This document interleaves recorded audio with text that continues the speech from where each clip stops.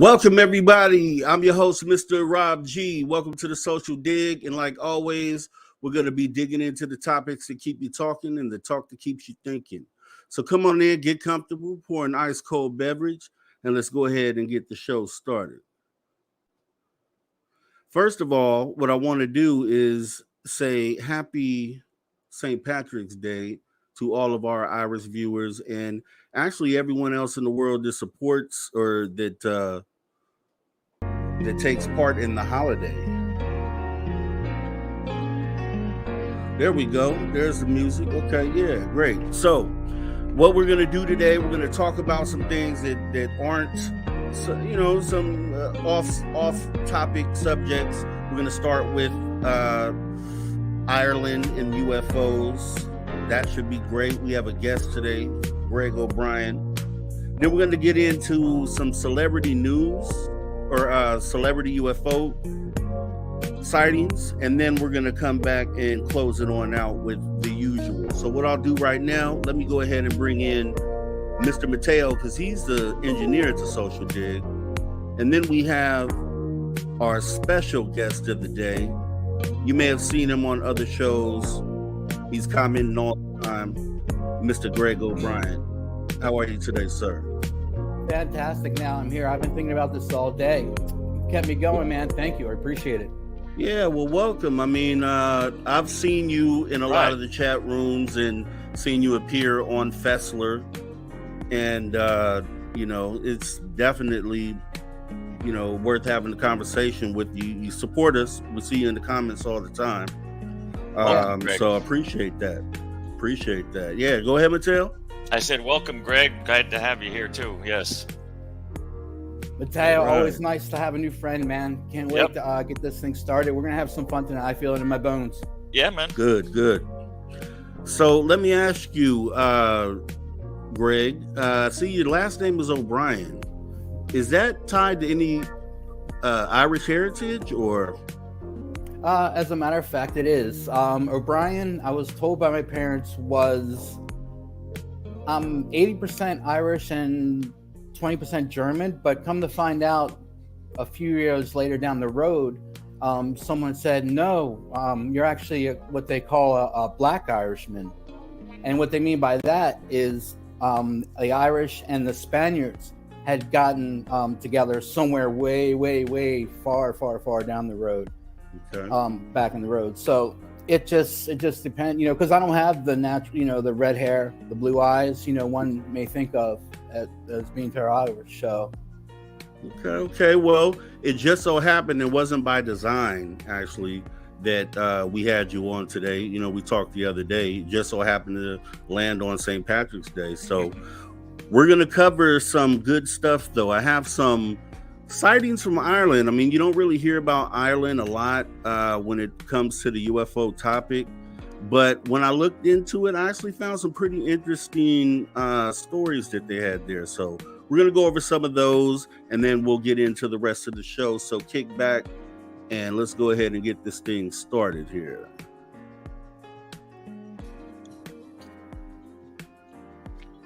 You're going to be our resident Irishman there, Greg. So we'll every Ireland question is going to go to you for expert opinion. Any insight, please interrupt. If you have anything you want to say, definitely just chime in, please. So, getting it started. Let me go ahead and get my presentation up here.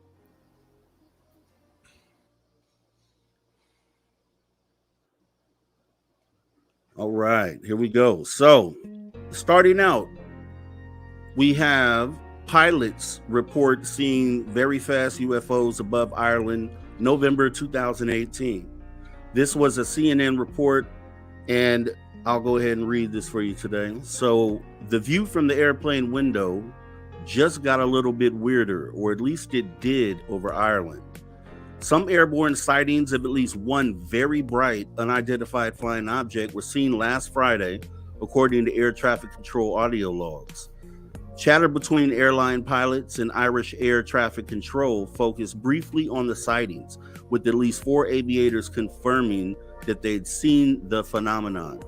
The exchange began when one pilot asked Shannon Air Traffic Control if there was nearby military activity. When the air traffic controller replied in the negative, the pilot said that she had seen something move so fast. It came up on our left-hand side, rapidly veered to the north. We saw a bright light and it just disappeared at a very high speed.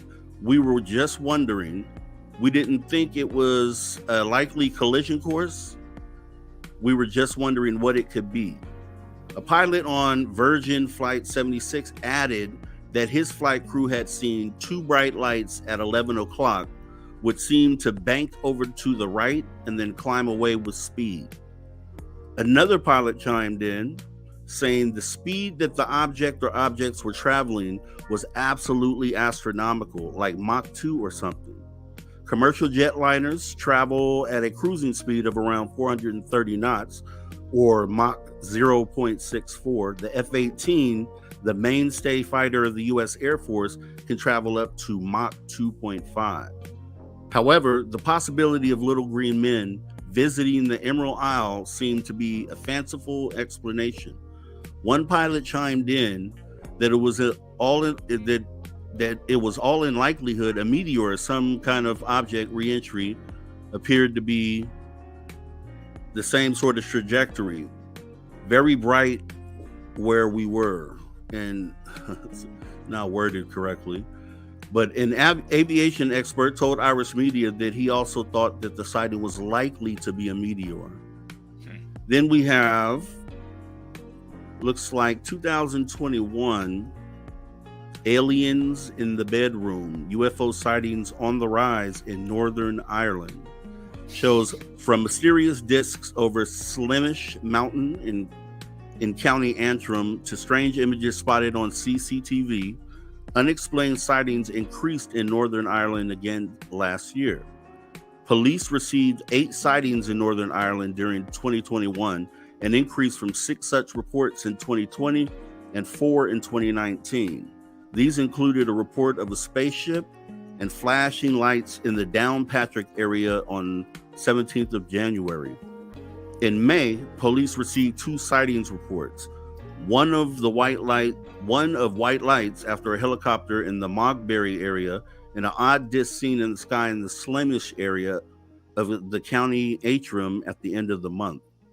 In July, there was a report of strange images on the CCTV in a house on the Newtown Abbey area, and a dome-shaped object with 8 lights in the sky reported in the Saintville area.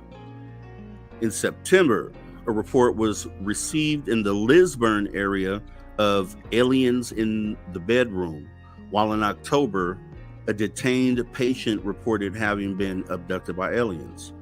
The final report of the year was an unusual bright lights in the sky in November.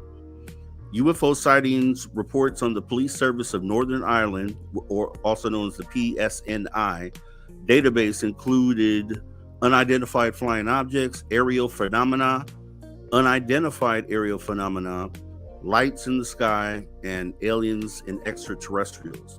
A PSNI spokesperson said no investigations have been carried out in relation to these incidents. Now, Nick Pope, who used to investigate reports of UFOs for the Ministry of Defense of the MOD, said it was possible that more people spending more time at home during the pandemic may account for the rise in reported sightings. It's difficult to say what lies behind the small increase in sightings, he said. Pandemic lockdowns may have played a role, with people having more time on their hands and perhaps spotting things that previously may have gone unnoticed. Another possibility is that people are following the situation in the United States, where Congress is taking the issue seriously. The Pentagon has launched a new UFO initiative. This may make people more likely to report something unusual that they've seen, because it sends the message that the authorities take the matter seriously. However, Pope said he believed the true number of sightings was actually much higher. Sadly, the numbers are still fairly low, and I suspect there's chronic underreporting, perhaps because of the perceived stigma, he said. That's possibly a consequence of the Ministry of Defense's decision to stop investigating UFOs. At the end of 2009, if the MOD restarts investigations and ask the public to report anything unusual, I'm sure they will receive a lot of reports. You know, Go ahead. You know, you were talking about a lot about numbers, and I don't think you can have as many numbers as you like, you know, over and over and over again. But I think the one number, and it's really not even a number, I think the one thing we all need to reach is something called critical mass, whether it be in sightings, whether it be by information and everybody knowing the same thing, which pardon me, which can also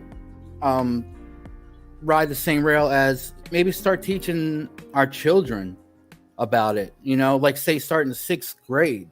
I think that'd be a great place to start, if anything, because what we're doing is just not working, you know? Right. Is that too much? I mean, is that too much too soon? No, that's awesome, man. That's exactly what we need to do. I agree totally. I mean, if you just got to, and here's a classic case where the stigma may be suppressing it in one particular part of the world, whereas in the United States now it's no longer, there's no stigmas, there's less stigma, right? So people feel freer, I think, here to report, whereas maybe in Ireland it's still not so free to, you know, maybe it's more embarrassment. One comment on those pilot sightings, though, Rob. I mean, there were some of the 5 observables in there again. So this whole meteor explanation that they love to give, I don't buy.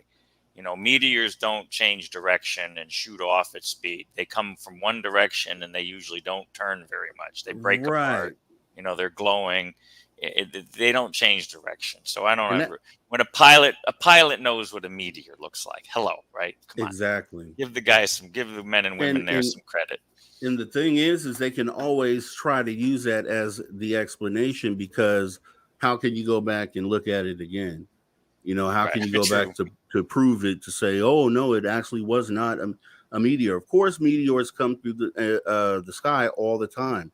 We see them, and we may not actually see them as clearly as pilots because we have we're in cities and we have lights.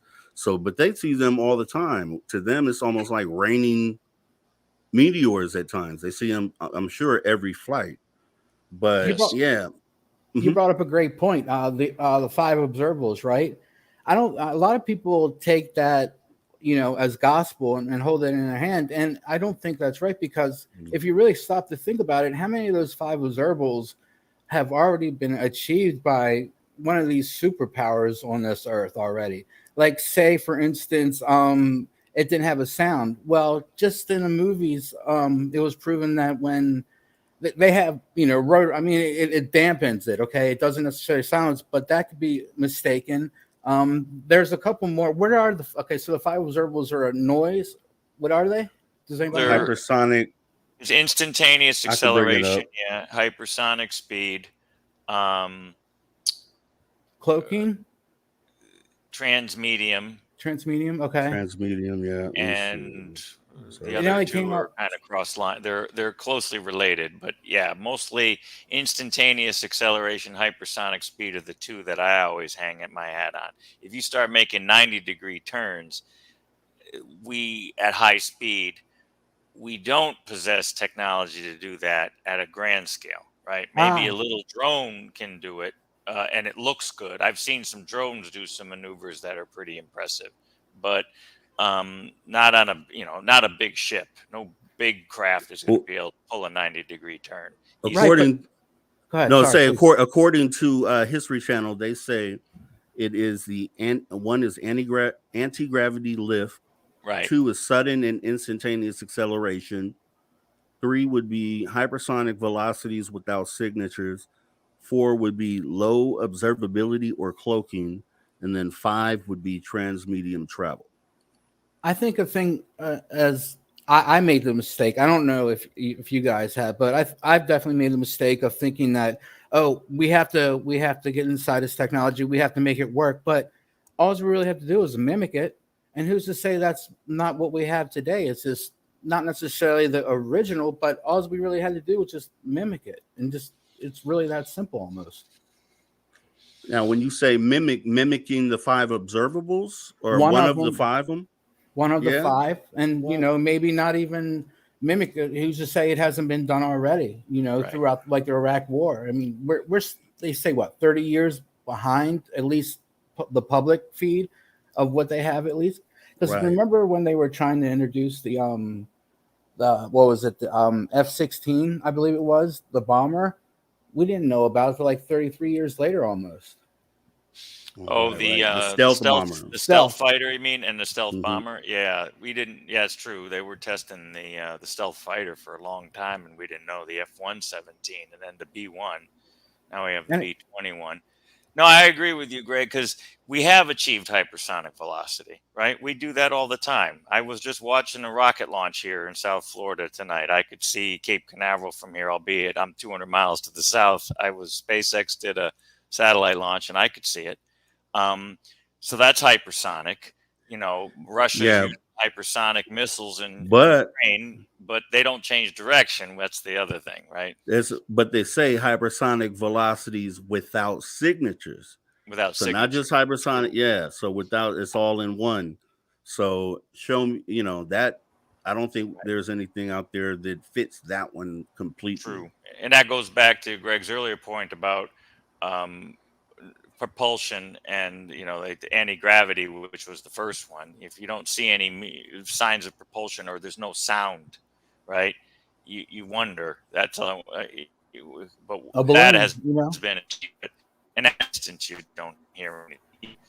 So the five observables can be, you got to grade them carefully, but when I hear instantaneous acceleration, that's the one that I always usually hang my hat on, because that's the one thing I don't think we can do. Because anything of any And sizable craft, you're going to destroy the thing if you're pulling hundreds of G's turning on a dime. But who what and if knows? it was here's on the end of a laser? Hmm? Like I said, we don't necessarily have to build a craft, but we can mimic it. Like say, what if it was on the end of a laser from a Hmm. submarine up into the water, and say the Tic Tac was on the end, and then it could very easily, again, True. to use the analogy of the on the wall, with a cat and everything. Yeah, you're pointing at right. it. If you're So illuminating something in the cloud or in the sky, that can be anything. You're right. just I never thought of that before, but yeah, if well, you project something, you could make it look like that. and not Well, necessarily project, but actually maybe have it tied to like an invisible string, because sometimes you won't be able to see the laser due to the color change and everything. So mhm. what if it's actually and it can also maybe give give information and receive information through that laser, perhaps. yeah, Yep. yeah. I mean, but that's the thing. See, when that's a rabbit hole because when Mhm. you look So at it, true. yeah, I mean, because we could come up with a few different things that are plausible, just like that. And yeah, so that I still don't bank on the five observables because the sighting that I had, the only well, the only thing the thing that they did that made me know they were anomalous was, first of all, I saw them and they didn't look like anything I'd ever seen before, but mainly that they disappeared into thin air. So, but they didn't exhibit hypersonic speeds, or So when you look at the five observables, I kind of think that it doesn't really apply to every sighting. I think you could have sightings that don't apply to any of the five observables. Well, that's that's Yes. the that's the thing about trying to solve this whole thing, right? Everything seems to be on a sliding scale when that's not going to get us anywhere, because there's different points. Sure, you can add them up along the way, but still you'll have variance. I think a variance at the very end. But anyway, back to it's just where we're at right now, and I don't think we're fit to solve this puzzle at all. Well, yeah, I mean, I can agree with you there, because, and I kind of agree when there's some people out there that talk about the government may not even fully know or understand what's going on. At first, I kind of was like, well, no, I'm pretty sure they know. But then, secondly, I'm like, this technology is so weird, and as far as trying to explain it, or I could see them having a problem with that. I could see them having a problem with that. It may be not knowing themselves. So What like about Go ahead. What about testing against their own military? Say the Tic Tac. Yeah, I don't buy that one. I It's don't been buy done that. before, has it not? Yeah, but Not in this magnitude. I mean, if you look at Fravor, why would they? I would feel like he would know that that's what occurred. After what is this, 19 years at this point. I would think that he would have figured out or been told, hopefully at some point, that that's what it was. But yeah, I mean, I think they do that. I think they do, but I think those are probably the stories that we don't hear from military or military soldiers. So I think maybe the ones that are actual U.S. tech testing against our own military, I think that's all resolved behind closed doors. That doesn't leak out to us as a David Fravor, saying, "Hey, I saw this anomalous thing and didn't know what it was." Yeah, it doesn't sound right to us, but as from coming from like a military standpoint, it's like the perfect thing to do to surprise, to have that element of surprise and to test it against an unknowing to get a real reaction, not really so much a stage reaction, Yeah, Perhaps. but Perhaps. I know what yeah, you're saying. I know. Sure. I It's know. that's a tough one. That's a I tough know. one. It I is. tend It to agree sucks. with Greg on this one. I don't see why the military wouldn't do that. I would think that would be a great thing to try, right? So now you get that unbiased reaction because in the shock of seeing something you've never seen before. What did the military pilot do? How did Hmm. he or she react, right? What? How did it? How big of a threat was it to the fleet or whatever the whole operation was going on? But the on the flip side of that, 19 years ago, if there was a Tic Tac doing this sort of thing, where is it now, right? Are they? Is it still under wraps? Let's say it was some sort of tech we had, right? Right. It's already almost 20 years old, right? So Yeah. not to say At this they point, show all their cards at every opportunity, but eventually stuff comes out. But I don't know, they spoon feed it. and see, I'm looking at it like, if you can use that, I mean, if you make that the answer for Tic Tac, then it ends up being the answer for every other sighting that has to do with the military as well. Because then Hmm. now Maelstrom is that type of event. Then, what Ryan Graves saw on the East Coast, then that's the explanation for that, testing against our own military. So I think if we tie or hold too tightly to that, then they can use that to explain away every single one of them across the board. So Well, You're now they're absolutely using it for adversaries too. Sorry, Greg, I didn't cut you off, no. but yeah, they say it's adversarial stuff, right? Too. If it's not ours, you could say, "Well, it's China and Russia," and that also works. Go ahead, Greg. Yeah, that's so true. And with this kind of say, what if let's just and Rob, back to using it against their own military. You're mhm, right, but then even think a step forward. What if there was the cause of death? An unnecessary death, or due to this, say a heart attack in the air, from the element of that surprise, and that just brings a whole nother slippery slope, right? right, and I just don't. I I mean, know it's war. rough, man. See, I mean, because they do a version of it when you think about war games. I mean, so they technically on a level do dive into that sort of, but I don't know. I mean, I can say this. I saw like the B-2 bomber. That thing looks weird.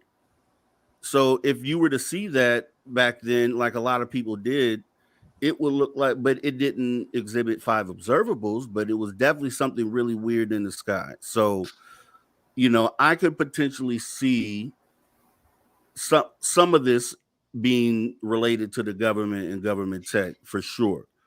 But like the Tic Tac, what they described it doing, going from 80,000 feet to sea level, and then it being able to just hit a right angle turn and then appear 60 miles away within like a minute. I just, that's where, so it's good to have to understand that part of it as far as the government tech, but it's like you said, a slippery slope because you want to entertain both sides of that. You know what I mean?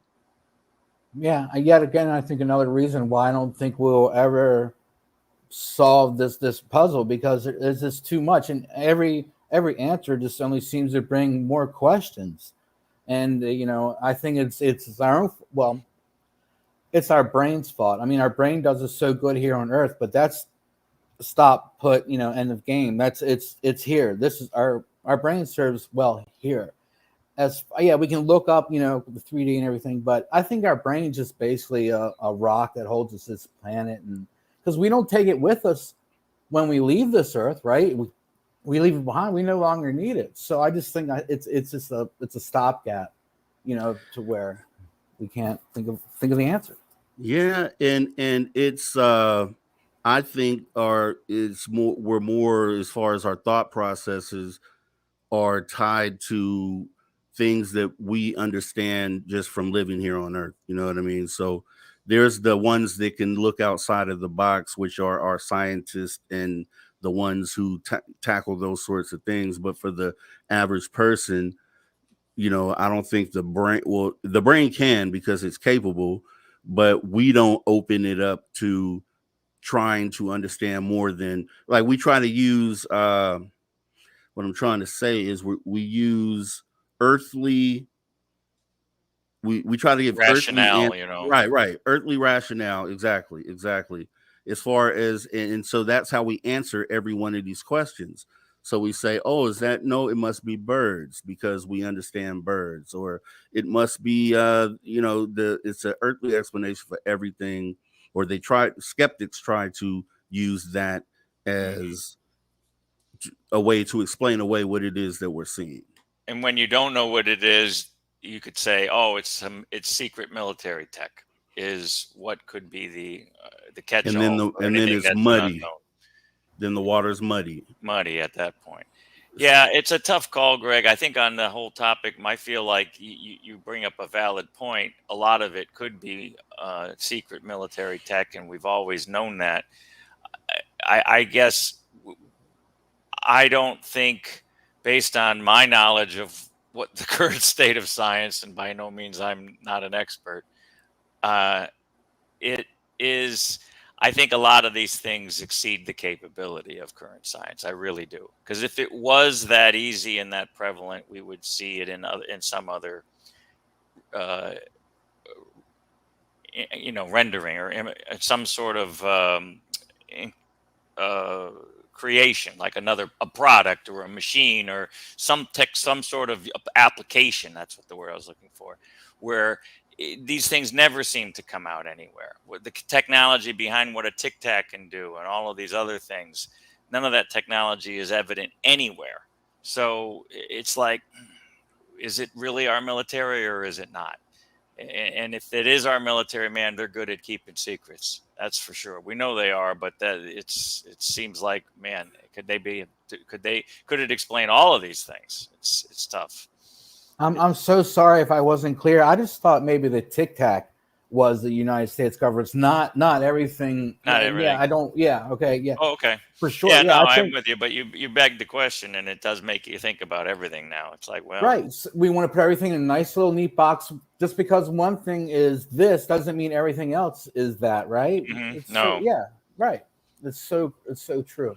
Yeah, and see that's the problem though. But it and that's what I was saying earlier is like so we talk about just the tic tac, but then if we say okay, yeah, that could be government tech, then what it happens is it becomes the answer for everything else that comes down the line. So even things that haven't happened yet, it's going to be one of the go-to answers for them to explain us away. Like for example, Mick West. Well, no, I'll say Mick West. He said the sighting was birds. I mean, without having any further information, just looking at a video, he said they were birds.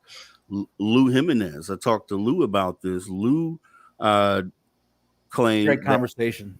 Oh, thank you. And he claimed that there wasn't proof there, and I told him that the proof is that these things disappeared into thin air. So you can't deny something like that, but then you can't try to sit there and say, because you don't have the proof, I'm the experiencer. You know, I witnessed this thing and I know what I saw. So, you know, when it comes to a conversation or a back and forth debate, a skeptic doesn't have any of the information that they really need to even debunk it in the first place. Mm-hmm. So true. It comes down to perception, and you know how you lived your life, how you grew up. Because I basically what I was just reading. We all know our whole world's basically developed within by the age of 7. You know, whether it be through this or that, this, and I won't get into the details, but through, you know, of course, our friends, the church. You know, of course, our parents and everything like that. Everything, our whole little virus. That's all we know from the age of, you know, and it's pretty much there on is where the hell was I going with this, guys? I'm sorry, I was just thinking out loud. This happens sometimes. Yeah, No, you were talking about how you were formed by the dude. age of 7 by Yeah. all of these societal influences you were just listing. You know, our perception is based upon that basic learning.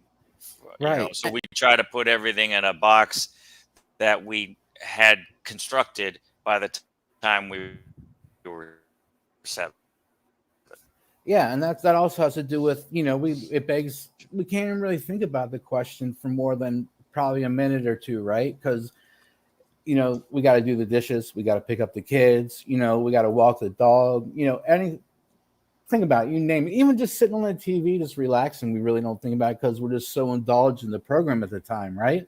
Mm-hmm. So when does that leave more than 2 minutes to even just think about it? You have to put time aside to think about it. That's a true statement. If you're not already invested in it, like we technically are, then yeah, you don't have the time to worry about this when you have all these life things going on. And that's why I asked Dave Scott the other night, um, you know, I asked him what did he think would be the way to get the rest of humanity on board, you know, with what's going on here, just to get them to pay attention. One thing that me and Mateo talked about before was reaching out to your closest family member, making them aware, and then kind of chain snowball effect as far as that goes. But I think the problem is that when those people who aren't technically in the know in ufology or coming into ufology, they look at ufology as, I feel like, this is just my opinion, I feel like they look at it like a religious group. And it's almost like And not a good one either. right. And then it's almost like, you know, when you go to the store and you have different people, different religions that might approach you as you're walking in the store. And so it's the same sort of thing. Now, the same way that you feel when that happens, I think is the same way that those outside people feel when you try to bring them in. And I think and it kind of goes back to Lou Elizondo saying, making the suggestion to blow up ufology, and everyone got offended by that. And I kind of saw, I feel like he meant the I don't want to say it the wrong way, but the religion kind of structure that had kind of grown into ufology. yeah, He wanted to get that whole structure, although it has nothing to do with religion. It became like a religion where there was a belief system and a faith, if you will, that people don't want to subscribe to. Outsiders don't want to subscribe to. And to your point, Rob, it's viewed as, when it does come down to religion, and Lou brought this up about people at the Pentagon not want. This was one of the things he brought up in his Inspector General complaint. There were people in the Pentagon who felt that the UFO topic was sacrilege to their godly faith, which even put a bigger stigma and put up a bigger roadblock, right? Now you've got people saying, well, we can't investigate UFOs because that's demonic or that's some other sacrilege, and there's a difficult thing there too. We need to be open-minded about it, obviously, and put all of those other belief systems aside and just look at the facts. That's the goal, and that's what I think Lou wants to do. He Yeah, wants to exactly. get all And of I that think it out of was there. I think that message was misunderstood, Oh and yeah, they looked at it as like you just wanted to get rid of ufology, period, he and wanted to get rid of everyone all in of it. us or something. No, he Yeah, didn't and I want to get think rid of that us. so with that being said, that as far as the only way we're going to bring everybody in is by being on the same accord, and if we call ourselves ufology, and then we're technically separating ourselves from the rest of the group. So that goes against what we're trying to do, anyways. You know what I mean? To get everyone on the same page. Hmm. So what it's going to take, we talked about this last show, Mattel.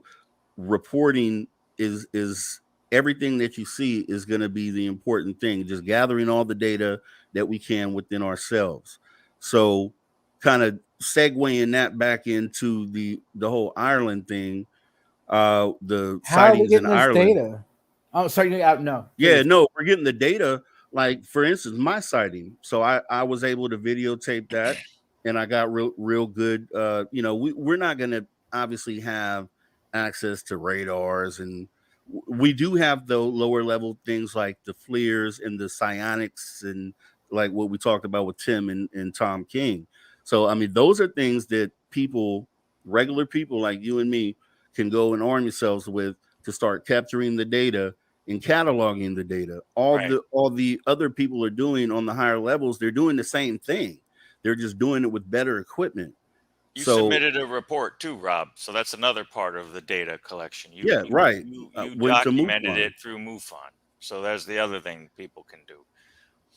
But Yeah. if we're gonna come together and be able to, because we know the government is not ever going to give the full disclosure. So I always feel like it's a waste of time when everybody's, oh, they didn't give us this in the report. Oh, they didn't. You're just wasting your time. It will never happen that way. So the only way it's going to happen is us getting the data. Now, an extension of us, and as far as who we should be able to depend on, who are non-politicians, are like the Avi Lobes and the other people who have stepped up to form organizations to begin SCU, yeah. researching. Yeah, SEU, TIMS, UAPRG, things like that. Now I can count on Tim, because he already said that any information he gets, he's going to turn over to the people, and I feel like that's how it should be with all of them. But outside of them, if we can't depend on them, like who was it, UAPX, Hmm. who they're kind of holding their data. So I mean, when it comes down to people like that, that's when you have to understand that you can actually go collect that data yourself, or as a collective on a lower level, but still being able to tabulate enough data to put together a puzzle. Like, you have the area school kids. I'll just give you 5 examples. Like, area school, they saw beings get out of a craft. Westall, they saw being I don't know if they saw being, but they did see UFO, and it landed on the ground. Then you have the USO cases that we're talking about yesterday or the other day. So you have confirmation of things being under the water. So and then, like, my sighting. So all those different things that shows you that aliens are in the sky, or craft are in the sky, craft are underwater, craft have landed on the ground, and in the case, we saw what was in those crafts. So in that's information that we have without the government. So I think that already paints the full picture right there. But we have even more data on top of that that would make that picture so much more clear. So I think we need to stop waiting on these reports and hoping, getting upset when Avril Haines doesn't release the UAP report, or John Kirby sits up there and and kind of laughs off the UFO topic, I think you're wasting your time. Yeah, it's the perfect cover too for the government if they are hiding any sort of tech. So there's no way they're going Kick the to can release down the anything. road. They're not going to They've done it release for anything to 75 years. keep the. So it's a good cover. It's good to make people think there's UFOs when it takes their eyes and their mind off of the tech they're trying to keep under wraps. And I'm not saying that all the UAP are tech, as we were discussing earlier. I'm just saying is there clearly is top secret tech that they do want to hide that may have nothing to do with any sightings. But if everybody thinks something anomalous is military tech, that helps their cause. If they suddenly turn around and say, oh, no, it's not military tech, and they disclose that it's otherworldly, then that blows the lid off of all of that cover up and that tactic, in other words. So so it's we're all going to about have reporting. to use our own data and report the data, collect the data, arm yourself with as much as you can, and share it. But the data is coming from the people you don't trust, though, in essence, right? Well, it depends. Well, they don't give us data anyways. They don't give us the data that we want. They will never give us the data anyway. I'll tell you, like the UAPXs, they have a paywall. So the data that is the data we want, it will never get to us. So we will never take data from them.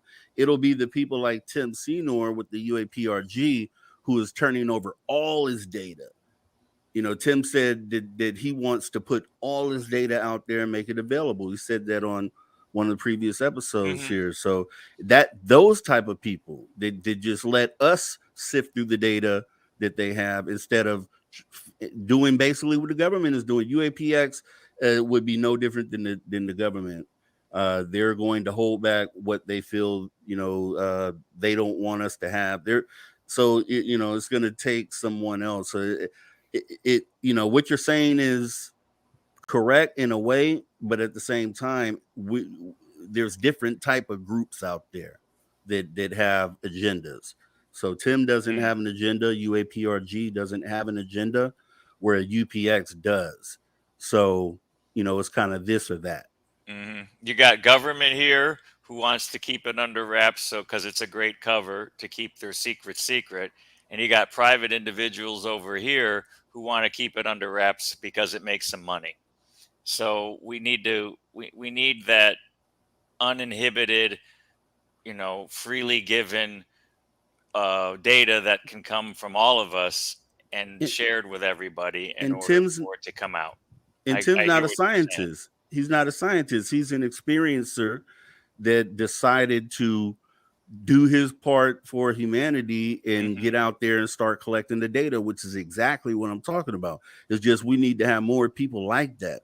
We need to have, and you don't have to go to the level that he's going, because he's done a lot and he has a lot of equipment, but you can do the basic bare minimum and maybe take $500 and get a psionics camera and start capturing your own data and then sharing that with the next person, or making it available, putting it online to be sifted through by anyone. I think that's the target. That's the key. That's what we need to do. And that's the way we're going to get it. Now, when I was looking over all those cases from Ireland, those there weren't very many. And it has to be because of the stigma. And here's the other thing with that. They, as far from what I saw, they actually just held about a year ago their first, says Ireland organizes its first virtual UFO convention rather. So they're just, I guess, now starting to come around to being comfortable with dealing with this. Do you know anything about that, Greg? No? I do know. I do not. No, but I just so I wonder I wonder what it's like because it's global. It's not just United States, I mean, grant a lot of things have changed. People are more easily speaking up, especially professionals as airline pilots and the military. And Ireland, they're just catching up. So I don't really see it too far behind, maybe a decade.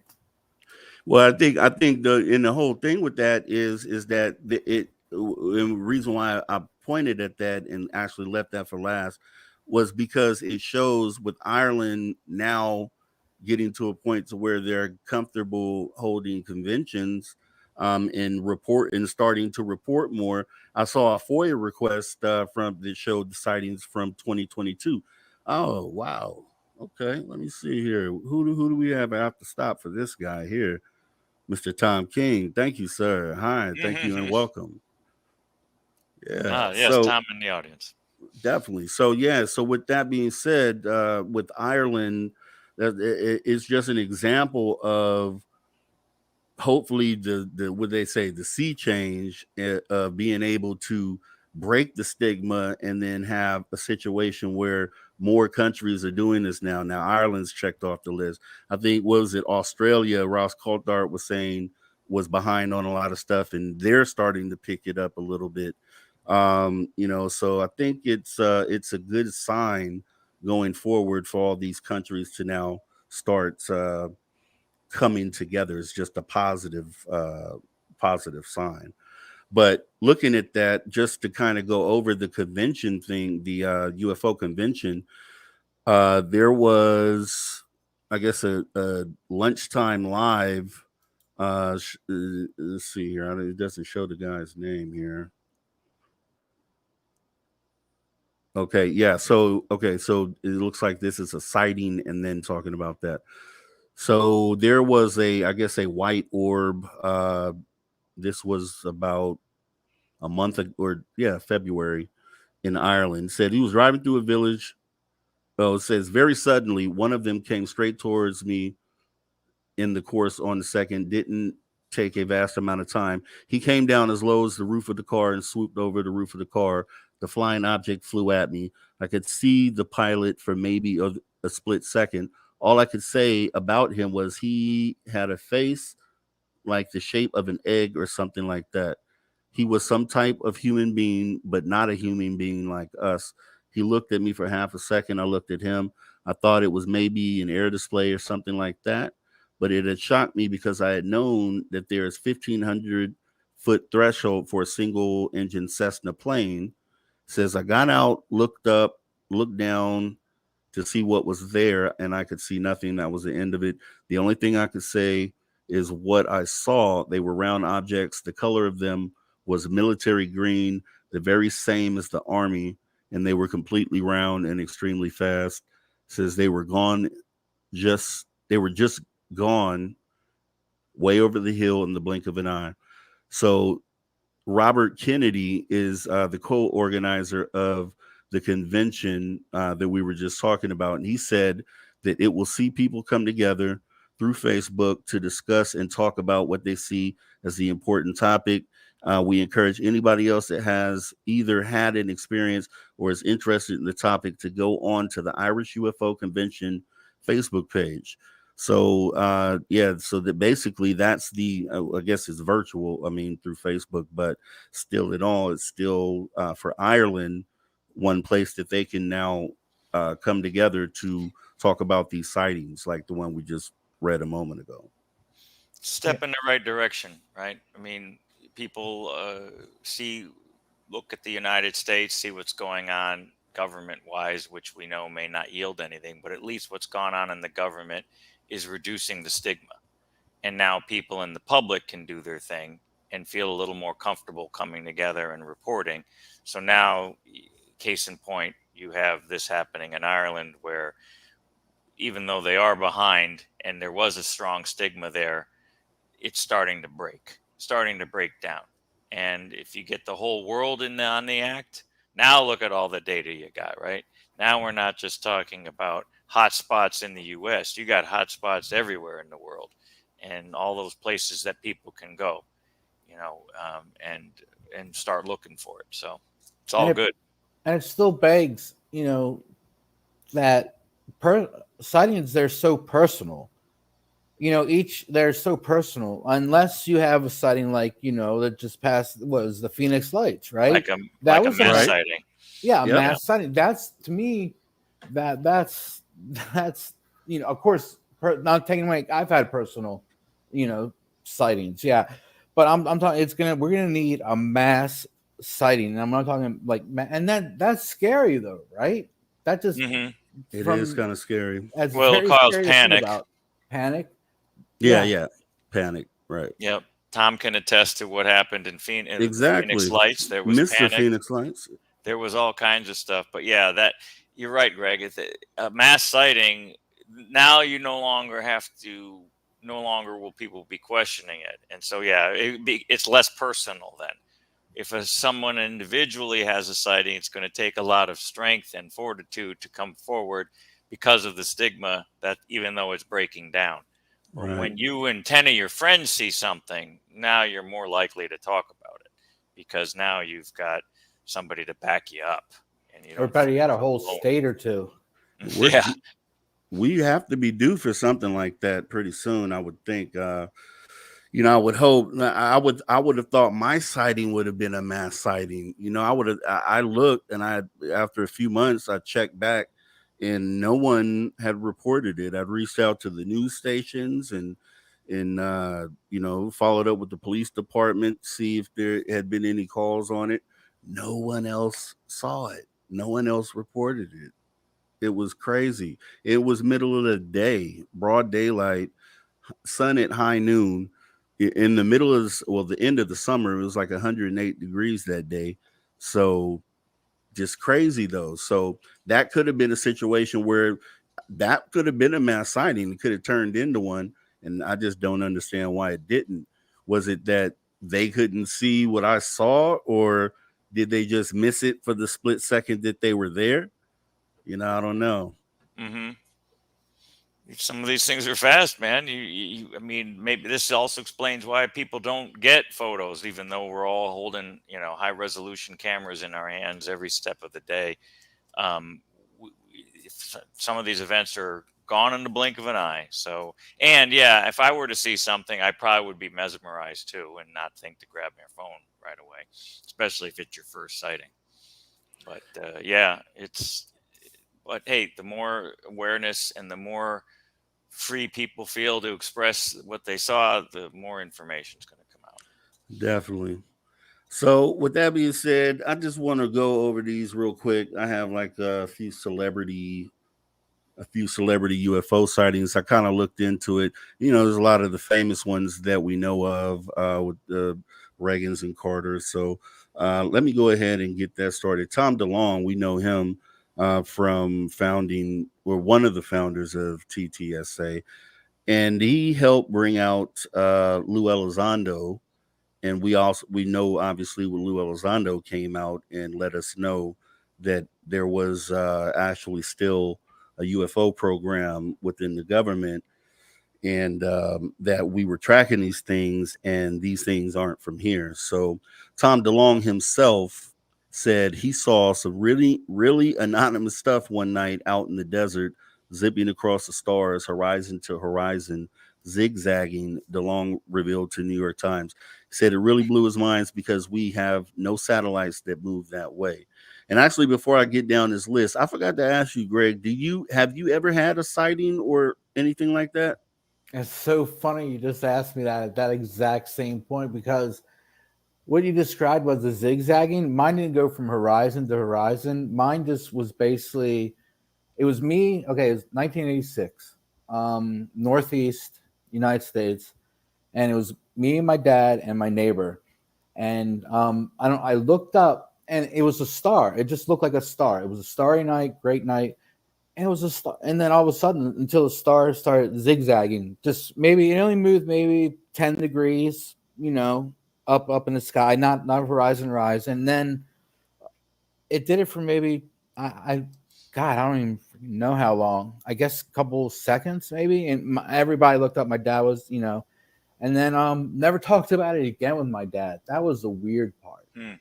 We never mentioned it again. Like, even like, as big as, I am into this, I never had the question never been begged to answer, ask. It was so weird. And Yeah, I just Tim said something like that, as far as Hmm. the family just not recollecting certain things about the sighting, or kind of he had to refresh their memory on even remembering the sighting. So that's kind of strange. That might be a thing there as far as Like they uh blocked it. yeah, like they put it in the back of your mind or something. I don't know. Is your dad still alive, Greg? He passed away like 5 years ago. Okay. I was like I'd call him right now with you guys. Like, come Yeah. on, let's call Dad. You know, Yeah, yeah. I'm so mad. It's Well, like, that's but too bad. why? Yeah, it's so weird, right? Why? Hmm. It's just I don't know. And Was I've heard that it. the only Go was ahead, that the please. only one you had? I've had some sprinkled in like let me see, the most like even let me see, I was 1986. I was like 10 at that point. So fast forward to me being 18. This isn't a sighting. Well, I was sitting down having dinner with my parents, and all of a sudden, like this thought came into my head. It's so weird to talk about right now, but yeah, just regular sightings, like little dots in the sky and shit like that. Like my last one was probably 5 years ago. I was coming to the beach to help my mom move back to Maryland, you know, and I thought it would be cool to drive there and hop on the beach, and I was just by myself, and there was other people sprinkled about, but just like the sun was rising, and there were like these little glowing dots, like little light bulbs that came on, like one would come on and then go off, and then it was another, and then one right here. It only happened 3 times, and then that was it. I asked anybody else if they saw it. Nobody else saw it. So it was one of those things, like you were just saying, Rob. You know, it's like it's crazy. It's like, how can these people be on the beach and not witness something like that? The same thing I saw. What about you, Mattel? Have you had anything? As far as I know, we haven't really talked about any of your sightings. Have you had anything like that, or anything just weird in general that you can maybe relate to? Yeah, You we know, did talk about this one time before, I think, off the air, Rob. But I have never had what I would consider a sighting or any sort of right. experience. I'm still waiting for my first two, and I apparently, and it's just goes back to family stuff again. But I was born. I mean, I'll date myself now, but I was born in the early '60s, mid '60s, and that was a real hot time for UFOs, right?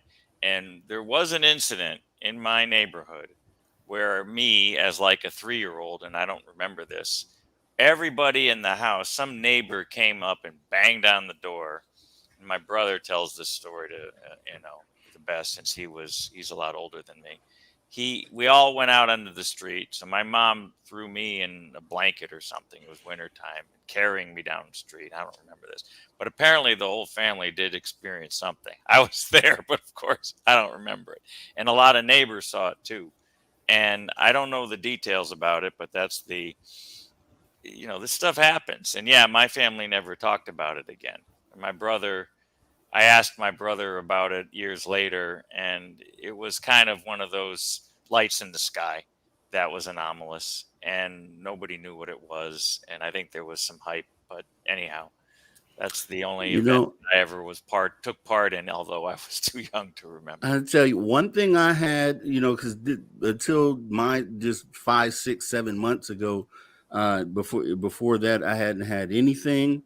But there was one thing, like when I was 9 years old, and I was with my mom in the car, and it was a clear sky. You could see the stars, and we were going across an intersection, and there was just a flash of light that was so bright but you couldn't see where it came from. Like there wasn't many cars on the street at this time. So that was always one thing that I always wondered about. I was like, man, what could that have been? What was that? But another thing was, like, I have a scar on my wrist, and I hear a lot of people like in ufology that talk about this, having scars that they don't remember where they came from. Like, I have a scar on my wrist, and I've noticed it since I was way younger, and I never could figure out where it came from. It's just like a straight scar about this long on my wrist.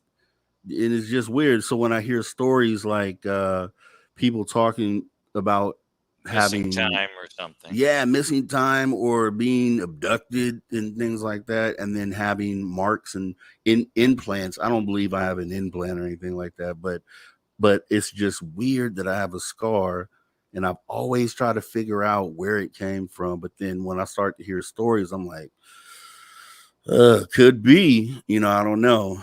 But that besides me having that actual sighting, those two would have been the other weird things that I just couldn't explain and still can't explain. I've heard also that they're like we carry over scars from a past life. That's possible. I mean, I believe that our energies definitely go out into the universe once our bodies pass, and I believe that energy can be potentially redistributed to come back. So I guess technically that's reincarnation. So yeah, I could buy that definitely. But yeah, so with that being said, so yeah, I mean, I didn't, and it was weird though, because Lou Elizondo in 2017 is kind of the reason why I got into or started paying closer attention to this topic. I had always believed UFOs were out there, period, but I didn't know they were here. And that was kind of what brought me to looking at this and getting interested. And then the sighting that I had just kind of solidified it, just really took it home. And it's weird because I'm a guy that I like to drive, so I'm out on the road a lot.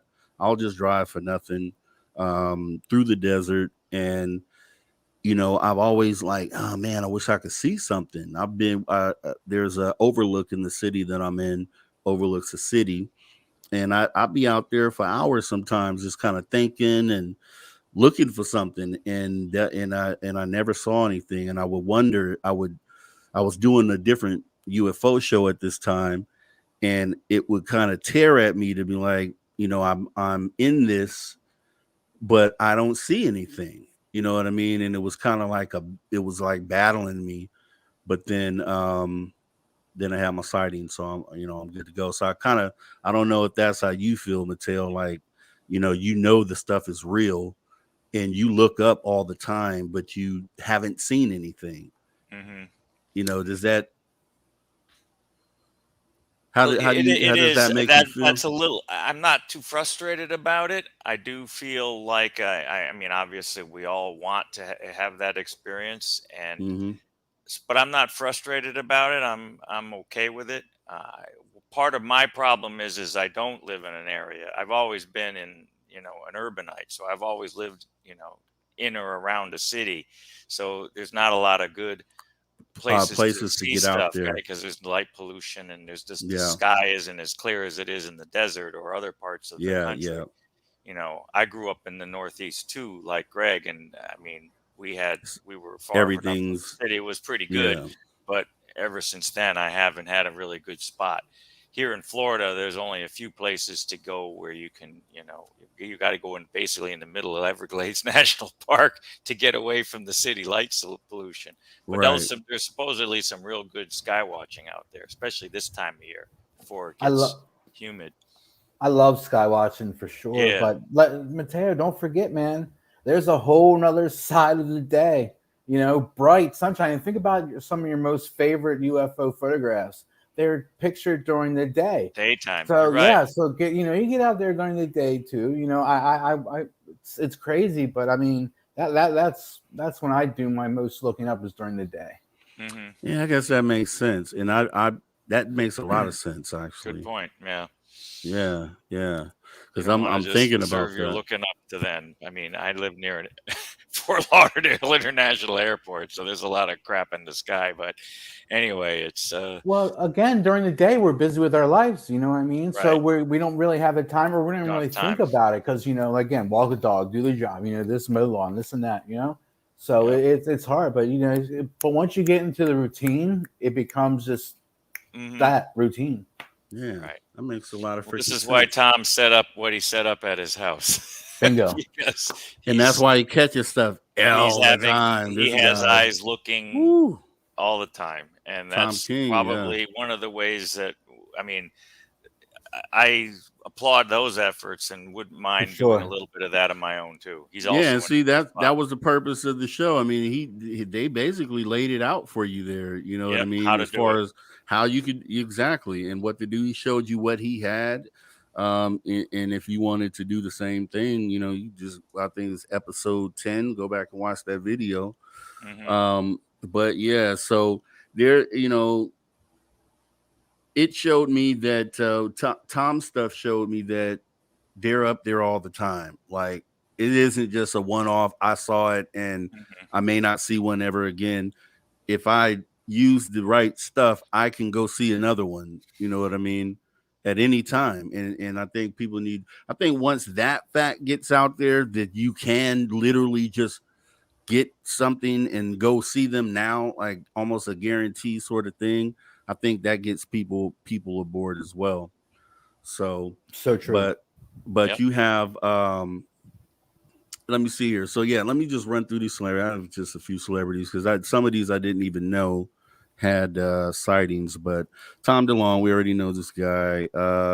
We had Shaq, Big Shaq. So Wow. Shaq, yeah, he spotted a UFO. He stated while on a double date in Madera, California. It was not too far from here. And he says, right when we passed the fairground, I could swear I saw a flying saucer come down with all the lights. It was spinning and then it took off. He said we all looked at each other and was like, I know it was that was a UFO. I don't care what anybody says. And that's a great attitude to have. Never let anyone put that doubt in your head. You know what you saw. And that goes out to all the skeptics out there who weren't there, but try to be so matter of fact with their responses. So going on to the next one, we have Lupe Fiasco, who's a hip hop artist. He stated that he recalled an extraworldly experience that happened to him when he was only 11 years old. The rapper said he woke up feeling electrically charged from a shock and then spotted a UFO. It stops, and I look out the window and I see a black disc fly down in front of the window, sits there, and then flies out. Fiasco reflected. He said, I had got it like a scar on the bottom of my ankle. I don't know where it came from, he shared. I never had surgery there, and I don't remember falling there. Exactly my situation right there. So that's pretty crazy.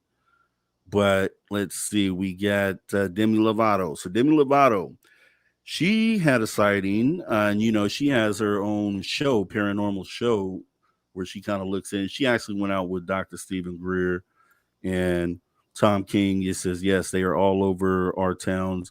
Just get some gear and dial it in. That's excellent advice. So yeah, Demi Lovato, she says, how self-centered will we be as humans to believe the only things living that we're the only living things in this universe? Lovato also shared that she loves conspiracy theories and that extraterrestrials aren't the only things she thinks exist. She said she believes there could possibly be mermaids, which is actually an alien species that lives in parts of the Indian Ocean, which we have never explored before.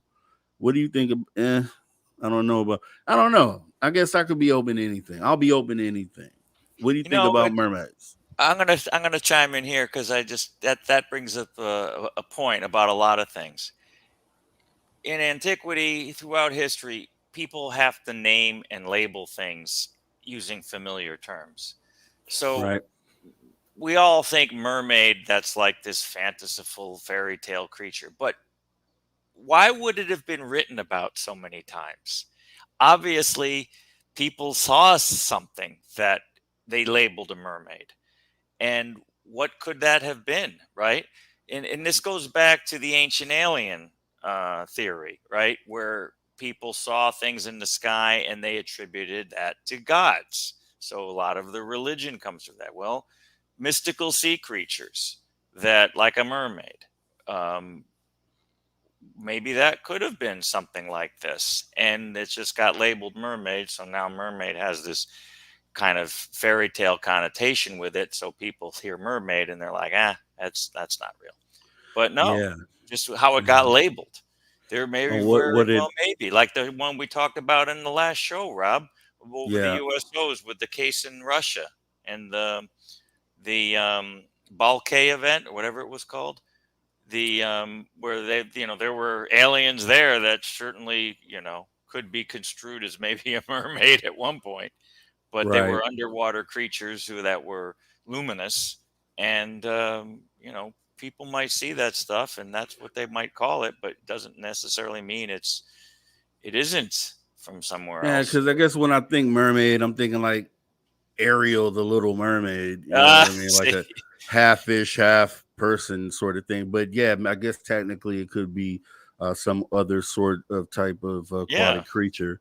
Yeah, and then I guess when you really think about it, we know for a fact that we're walking on a planet that had 60-foot lizards. You know what I mean? Like, and that's bonkers when you really think about that. And if we didn't have the bones and you told someone that, they would say, you're crazy. Oh, you're hmm out of your mind. But we have the proof. So that just shows that there's just other proof where other things can be proven. We technically haven't even lived long enough as humanity to even understand all that. And the oceans are what, like 72 5%? No, I mean as far as volumes of the explored. discovered, yeah, like hmm discoveries. Like we're discovering things every day. The anglerfish, the thing with the thing on its head. hmm And that's just an example. There's a couple of other things I mean, recently, a certain type of anglefish is what it was. And we're discovering things all the time. So yeah, I mean, I guess you can't, and I guess with that logic, if everyone took that logic, then you would just always be open to the possibility of anything. Then, you know what I Yep. mean? So with that, we got Muhammad Ali, the heavyweight champion of the world, the former heavyweight champion of the world. So he actually, and I didn't know this, I had never heard of this one. He said he happened to look up just before dawn, as I often do when running, and there hovering above us was a brilliant light, as brilliant light hanging as if by an invisible thread. At first, I thought it was a beacon projected from a helicopter, but moments later, a similar object passed in front of us. I brought it to the attention of my trainer, who was standing nearby. We watched them come from behind the skyline and move slowly across the sky for at least 15 minutes. The best I can describe the sighting is to say they were just round and big. This is no joke. All my friends saw it. Actually, I've seen them many times before. I've had 16 total sightings to date. Many Wow. times in the early morning hours, if you look up in the sky, you can see them playing tag between the stars really high up. I've had a good number of sightings myself. The closest one happened when a cigar shaped ship hovered briefly over a car I was a passenger in one night driving north on New Jersey Turnpike. What a sight that was. We could see the shadow made from the UFO as it passed over the pavement of the road in the light of the full moon. Before I could blink my eyes, this light had come down towards the mountain until it hovered right above the valley here. I knew I couldn't be dreaming. Sure enough, it was still there. This had to be one of those big ships they talk about. The UFO was streamlined and shaped sort of like a cigar, but blunt on both ends. I couldn't see any windows or anything, but I'm certain there must have been people on board. That's Muhammad Ali. Mm. So that Wow. craft kind of sounds like the that's what I pictured. I don't know if that's the way they described it in the moment of contact with James Fox, the crab what he said that came down and it kind of crashed. I think he said it was kind of shaped like that. Don't The hold me to that. Brazilian, the Virginia case that you're Yes. talking about? Yeah. Yes. You know, when they were with the gentleman out in the field and he Yep. was talking about it, I think he said it was shaped that way. Yep. That's the way I pictured it. Okay. Yes. So let's see. With that, President Ronald Reagan, we Huh. know about this one. Actually, this is right here. I'm in Bakersfield, so Yeah. that's This was when he where was where governor, this right? happened. Yeah. One night in 1974, from a Cessna Citation aircraft, one of America's most famous citizens saw a UFO. There were four persons aboard the plane: pilot Bill Painter, two security guards, and the governor of California, Ronald Reagan. As the airplane approached Bakersfield, California, the passengers called Painter's attention to a strange object to their rear. It appeared to be several hundred yards away, Painter recalled. It was fairly steady light until it began to accelerate. Then it appeared to elongate. Then the light took off. It went up to a 45-degree angle at a high rate of speed. Everyone on the plane was surprised. The UFO went from a normal cruise speed to a fantastic speed instantly. If you give an airplane power, it will accelerate, but not like a hot rod, and that's what it was like. 5 observable, yeah. Says Mm-hmm. we followed it for several minutes. It was a bright blue light. We followed it to Bakersfield, and all of a sudden, to our utter amazement, it went straight up to the heavens. I That's Ronald Reagan said recall that. I recall seeing in a documentary years ago. I think it was either the pilot, because Ronald Reagan had obviously already passed. It was either the pilot or another passenger on the plane who was witness to this. And yeah, this was no joke. This was actually quite an intense sighting, as described. And this is probably one of the reasons, and Reagan did talk about it a little bit, I recall, but one of the reasons why he probably made that famous speech at the UN where he talked about, you know, what if the world was threatened. This was when he Right. was obviously working with Mikhail Gorbachev during the whole breakup of the or glasnost and the hope of the breakup of Soviet Union. Prior to Hmm. all that, he was trying to basically say, look, we're all one human family here. What if something were to come in from someplace else, we'd immediately join forces to fight it. So I, that may have stemmed from his experience here, which was quite impressive one.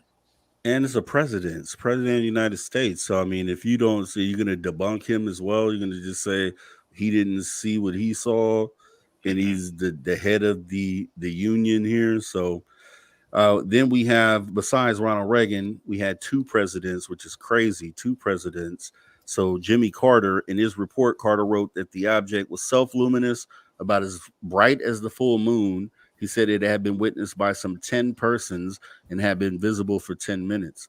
As he put it, we were just standing outside of a little restaurant, I believe, a high school lunchroom, and a kind of green light appeared in the western sky. This was right after sundown. It got brighter and brighter, then it eventually disappeared. It didn't have any solid substance to it. It was just very peculiar looking light. None of us could understand what it was. Next, Nick Jonas bro. So he said when he was 14, he was in his backyard playing basketball with some of his friends. He looked up in the sky, and there were 3 flying saucers. He said, so he's a firm believer. Then you got Miley Cyrus. So she apparently said that she had an experience. She says, I guess this is a conversation between her and the interviewer. And she said she had an experience. Actually, she was driving through San Bernardino with a friend. I got chased down by some sort of UFO.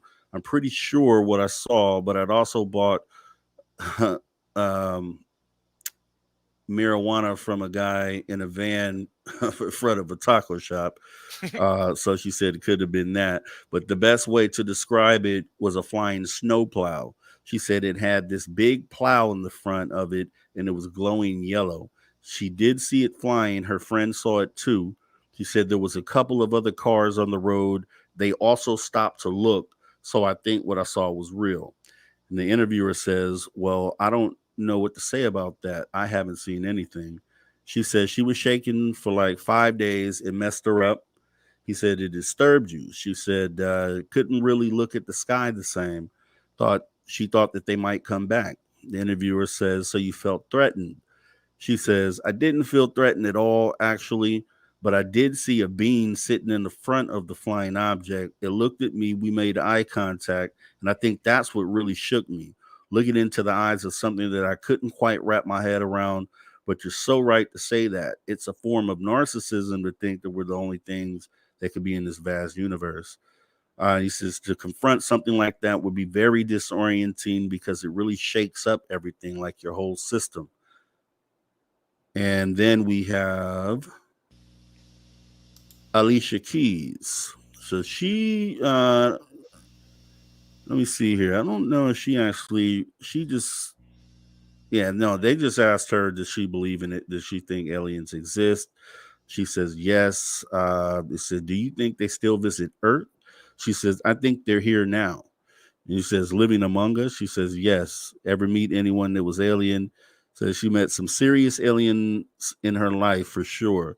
Says, I'm sure you've seen a UFO. Haven't all of us seen something flying in the sky and it's at some random time of the night that doesn't make sense and it's not the shape of a plane?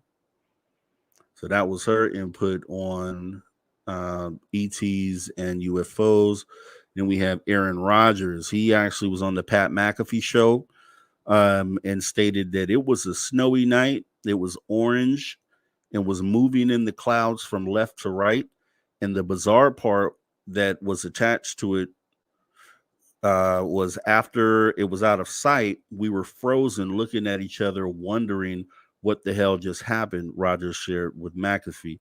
About 30 seconds later, we heard fighter jets. Rogers believed fighter jets were chasing off the UFO. And, there's definitely other stories where people say the same thing. Usually military jets or helicopters appear right after the sighting. And we have Kurt Russell. So Tim is going. He would have known or knew about this here. But Kurt Russell was a pilot, and he said the Phoenix Light sighting. He said he saw 6 lights over the airport in absolute uniform in a V shape. He says, I don't know what they are.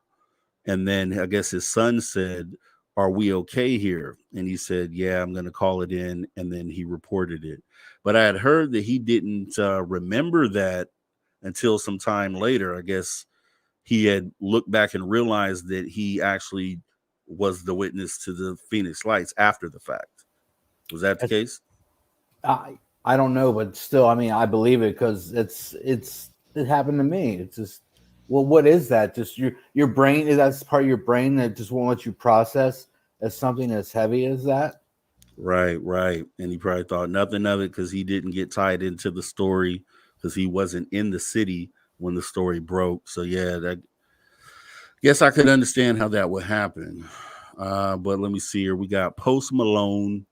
Post Malone said he saw his first UFO at the age of 16 when he was staying with his aunt and his uncle in upstate New York. He was looking out the window with his cousin, and it's just a light that just stays there and then just goes off. I mean, you can't explain it. He then went on to explain another sighting in Tarzana, Los Angeles, describing a force field like object disappearing into the night sky. Then we got Khloe Kardashian, her and Kendall. So they back in 2015, Khloe and Kendall both tweeted that in excitement when they saw a glowing orb over the skies of Los Angeles. However, the Navy came forward to explain the mysterious lights was actually just a missile test. Now, Khloe didn't seem to accept that explanation, tweeting that the government doesn't want to admit that we're not alone. And that's the truest statement ever. But it just shows you that, it isn't just, I guess what the skeptics would say, a person in the country somewhere that has a UFO sighting. Some of your favorite people are seeing these UFOs. And it's good that they are, especially with social media being there, being able to tweet something like that out. But I feel like, and I think me and Mateo, we definitely talked about this like a while back, that I feel like it's going to take celebrities, or influencers that influence the masses to kind of come on board and start doing like what she did and put the tweet out and stand behind your word. And all these celebrities, if you ask any of those celebrities that are still here, they openly talk about this, and we just need more of that, and we need them to influence their bases, and I think that expedites the process of everyone getting on that same page. Yeah, but they got a long road ahead of them because Hollywood really, did a bad job of stigmatizing these aliens, the UFOs throughout the movies, ever since the early 70s, you got them coming down, destroying the earth and everything like that. So they kind of reverse the pole a little bit, and it's a tough road, it looks like. Oh yeah, they had science fiction and versus the science fact that Rob talks about later. But one comment on the celebrities in general, Rob, I feel that's important here. You know how when it comes to certain sightings, they always gauge the source. So everybody feels like a pilot, for example, is a very good, credible source, right? Because they're trained observers, so to speak, or they know Mm-hmm. what's in the skies. Celebrities have a different thing. Of course, one could say, well, a celebrity might say they saw a UFO or make up a story like that to draw attention to them. That's one side of the coin. But the other side of the coin is there's huge risk here. There's huge risk if they come out with something like this, because this could really torpedo their career if they suddenly make these statements and now everybody's going to think they're that nuts or they've got something that's wrong with them. true. And Just so there's really, when I thought about this, I thought, there's really not a lot to be gained and a whole lot that could be lost for a right. celebrity to come forward with a sighting or something like this. So once again, it lends more credibility to them as a source because they that could hurt them. Even though, like I said, it could attract attention if you're the right type of person, people would find it entertaining. But I Right. think there's a more to be lost than there is gained here.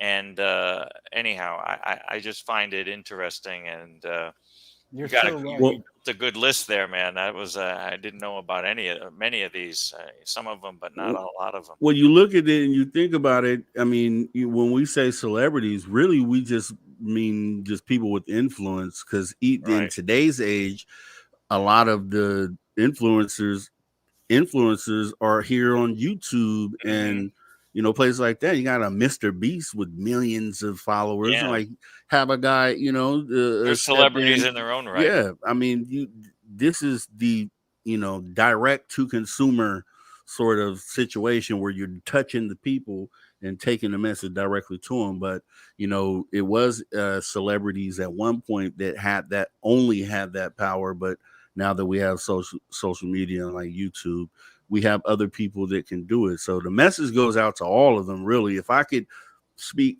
have them all in one room, that's the message I would give to them. Just how the ones that or try to help them see or understand why it would be important for everyone to come together, or for them to want to get everyone together on this page.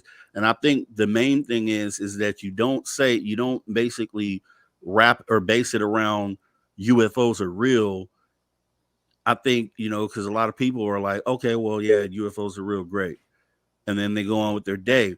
I think what you have to do is, once you do have their attention, you're able to try to explain this to them, is just explaining that what's going on now and then us coming together is something that is going to affect your children's children, your children, and then down the line. So a lot of people don't care about UFOs, but they care about family. And so I think that's kind of the angle that needs to be taken once you do have their attention, is to talk about how your input and participation and what's going on now directly affects the future of humanity and the world that your grandchildren are going to live in. And I think once you get that message, then that kind of gets through a little more clear than just trying to get someone just to believe that there's UFOs out there. Hmm. And You know what I then mean? and then also, these high-end celebrities, they have a whole team with them that that rely on this celebrity for their paycheck and their income. So they don't want the celebrity to go out and say they saw a UFO, because it could directly affect them Right. financially. So there's a whole Stigma. bunch, there's a whole bunch of pulling that celebrity back from saying that. So that makes it a little bit harder too. So yeah, props up to these guys. Definitely. And like I say, Hmm. that's why, when you think about it, if it's one thing that's universal, is the love of your family, regardless of where you're at on this globe. You l- love your children and your grandchildren. I've rarely seen a case where that wasn't the case. So And it's the truth, though. This is the decisions made today.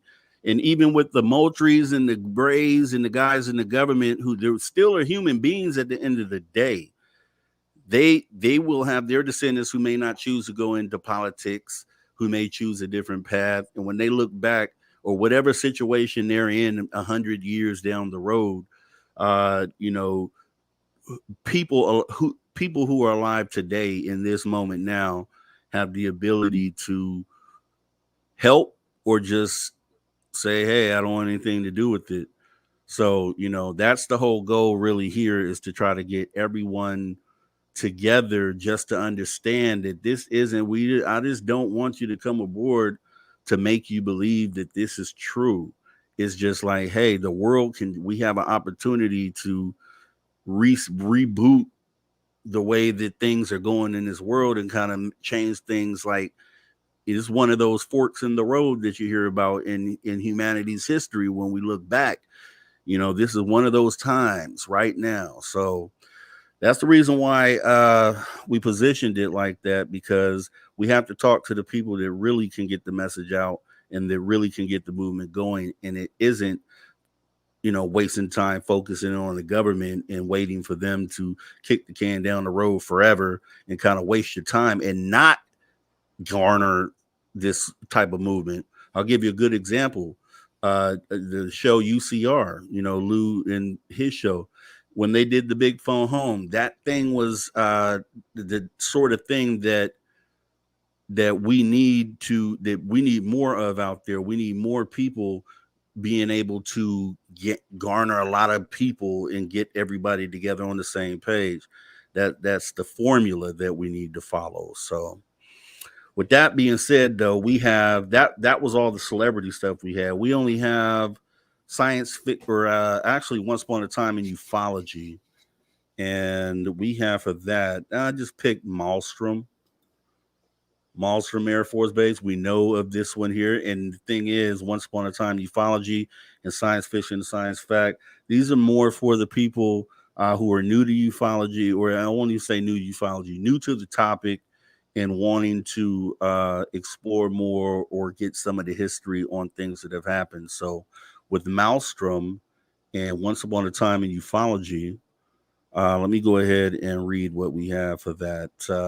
The Maelstrom UFO sighting on the night of March 24th, 1967, a group of military personnel stationed at the Maelstrom Air Force Base in Montana reported an unusual sighting. They claimed to have seen a glowing disc-shaped object hovering over the base's missile silos, which were responsible for housing and launching nuclear weapons. This event, known as the Maelstrom UFO sighting, has since become one of the most well-documented and intriguing UFO sightings in history.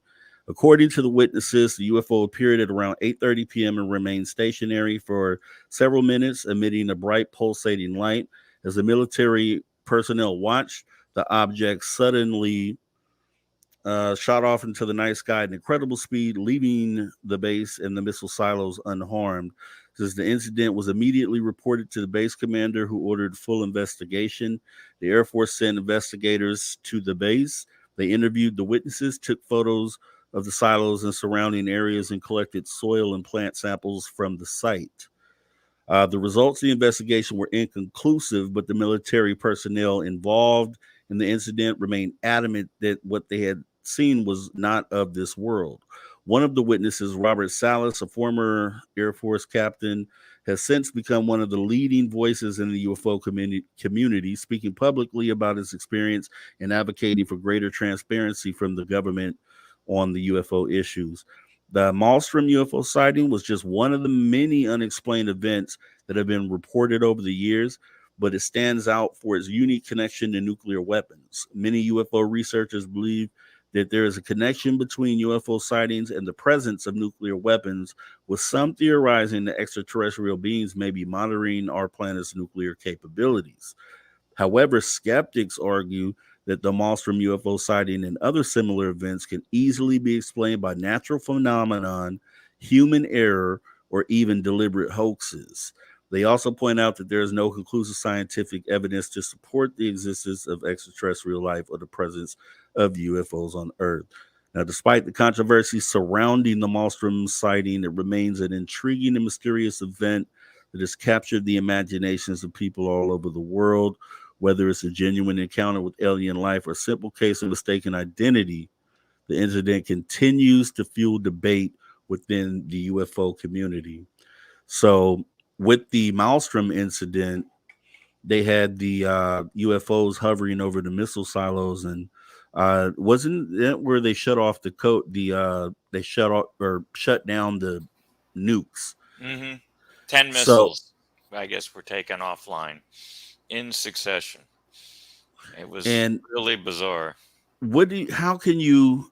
Because I've heard people speak on that, and they say that back at that time that I guess they aren't interlinked, so there wouldn't be a way for one Right. thing to fail and then they all go down. Correct. So They did that deliberately, right? So in case there it was has to be.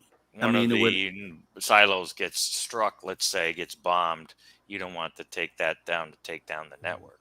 So they're everything's individually hardened for a reason there.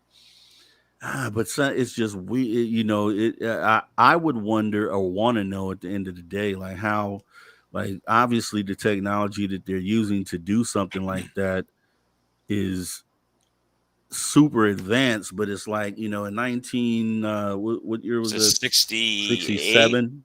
Yeah, 67. 67.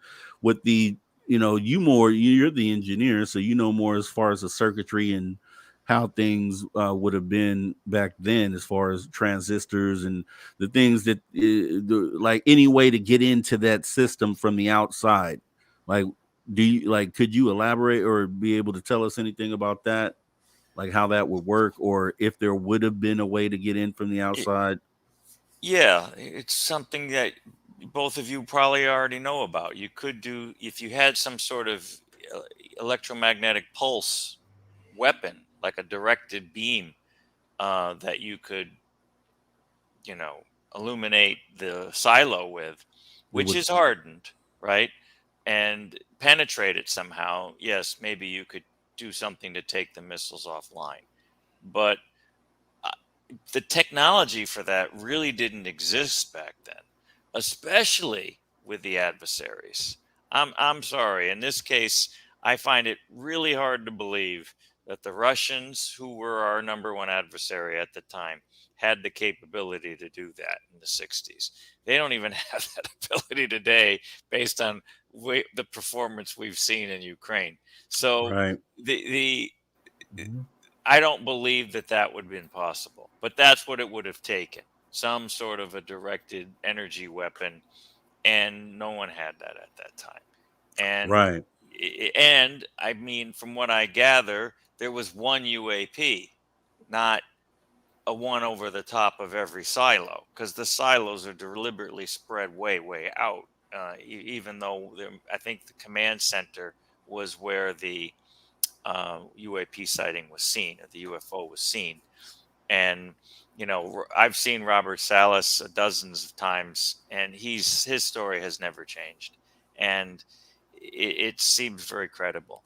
But yeah, And that's what it would have taken, and that technology may not even work today, given the way that that whole system was designed. and didn't You they have cannot do someone it. guarding? It's like 50 feet under, or it's like 100 feet underground.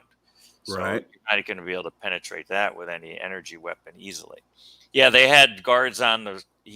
Robert Salas was below at in the bunker at where the control center was, and the guards on the top on the ground above were the ones who were Who contacting reported? him. Now because I know we had there's the Maelstrom incident, and then the RAF Bentwater. That's over in England, though, right? Right. Right. So, but it's similar sightings. So, which one was it? The Maelstrom one, where the we had the one of the guards that had come out and spoke about what he saw, or was that the RAF Bentwaters? I believe that was the Bentwaters. Bentwaters. I Okay. don't think any of the guards from Maelstrom ever came forward. The Bentwaters Okay. ones did, because remember, one of those guards was the guy who has health issues now. That Okay. I get those Dr. mixed Gary up. Nolan had recently worked with. He was one of the guys that Gary Nolan helped this one guy, I forget his name, Burroughs or something, John, something like that, Burroughs. He was the one from Rendlesham Forest case that Right, had Rendlesham. had been exposed and is suffering health effects as a result.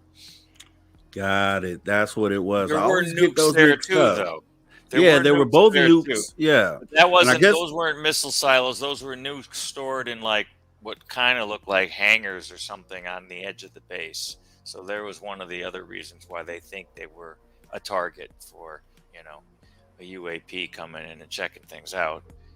For the reasons you cited, for the Maelstrom case. But yeah, there were nukes there too.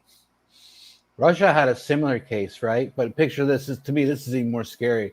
Instead of taking each missile down one by one, Mm-hmm. they put them online. It was the other way. Yeah. And the United States is reading this, right? Being like, okay, they're going online. What is this about? So that's even more trickier, right? If you ask me. That'll certainly could spawn a war. Taking them offline is one thing; it makes you vulnerable. But if you bring them, if suddenly one got launched or got armed, then the adversary could view that as a threat and hit the big red button, right? So what do you? Game over. Yeah. So as far as that goes, we're gonna go ahead and get into the science fiction, science fact real quick, and then we can chop it up for a minute here. But let's go into science fiction, science fact.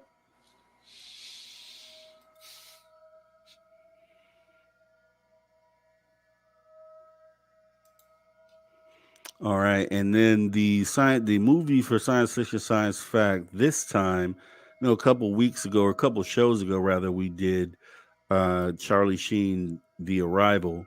For this one, we're gonna go with Arrival. So just as good of a movie. Aliens come here. They hover. They're all over the world, just sitting there. And this is the type of thing that I hope I don't have to wake up to one day. But the thing is that, like I said, when you look at these movies now that that UFOs are here, they're in our skies, under our seas. When you look at something like this through new lenses, see how you feel about it, see how it makes you feel. Because, like I say, each one of these movies that I've watched since 2017, and then also since my sighting, they hit a little different. It impacts you a little different because you realize, hey, this could actually happen.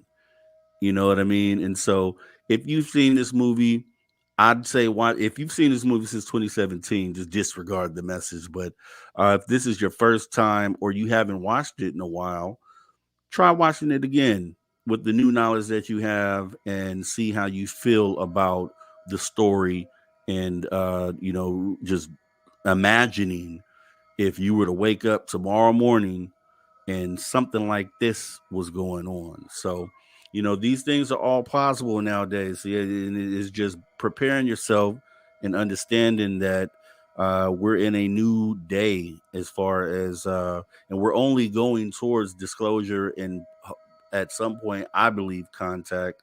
So, this is what it might be like. Have you seen this, Mattel? Have you seen this, Greg? Oh yeah, great movie, right?